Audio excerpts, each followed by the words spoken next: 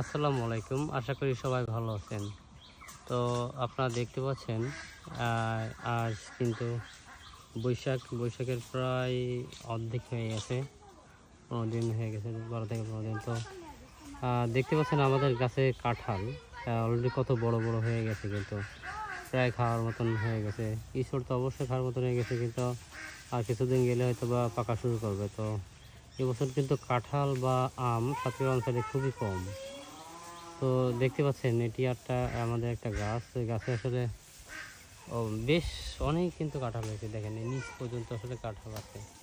এই যে কাঁঠাল, এখানে কাঁঠাল আছে, এখানে অনেকগুলো কাঁঠাল আছে দেখতে পাচ্ছেন, এখানে অনেক। তো আর কিন্তু বৈশাখের পর জ্যৈষ্ঠ আসলেই কিন্তু এই কাঁঠালগুলো খাওয়ার উপযোগী হয়ে পাকতে শুরু করবে।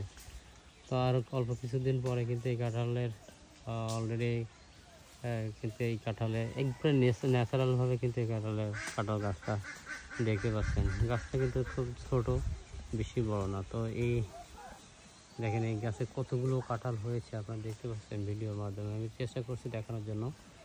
তো এই গাছের কাঁঠাল আর কিছুদিন পরে কিন্তু পাকতে শুরু করবে, তখন কিন্তু এই গাছের কাঁঠাল খাওয়ার উপযোগী হয়ে যাবে। অলরেডি এখন কিন্তু এই গাছের কাঁঠাল ইঁচড় খাওয়ার উপযোগী হয়ে গেছে।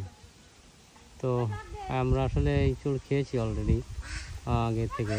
তো এখন পাকার আসলে এখনও কিন্তু এটা হয় নাই, মানে পরিপক্কতা যেটা বলে, পরিপক্ক কিন্তু হয়নি। তো আর কিছুদিন গেলে পরিপক্ক হবে, পাকার প্রায় পাকার মতন হয়ে যাবে। তো এই দেখতে পাচ্ছেন কাঁঠাল কত বড় বড়, বেশ বড় বড় হয়েছে কিন্তু কাঁঠালগুলো। নর্মালি এত বড় কাঁঠাল এখনও কম দেখা যাচ্ছে। এই কাঁঠালগুলো অনেক দিন থাকবে, আষাঢ় শ্রাবণ মাস পর্যন্ত কিন্তু থাকবে। তো এই হচ্ছে কাঁঠাল, আমাদের জাতীয় ফল। এটি হচ্ছে জাতীয় ফল আমাদের।